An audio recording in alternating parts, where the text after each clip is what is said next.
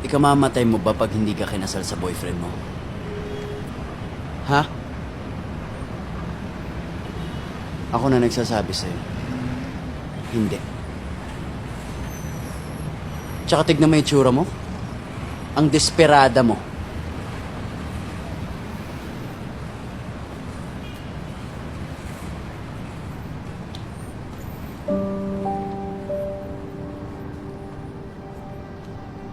Nagmahal ka na ba? Minahal ka na ba? If not, then I'm so sorry if you've never been loved. That you become so afraid to lose it.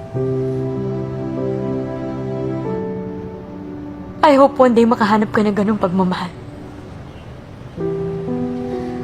Para malaman mo kung anong kakayanin mo gawin, huwag lang mawala yung tao na yun.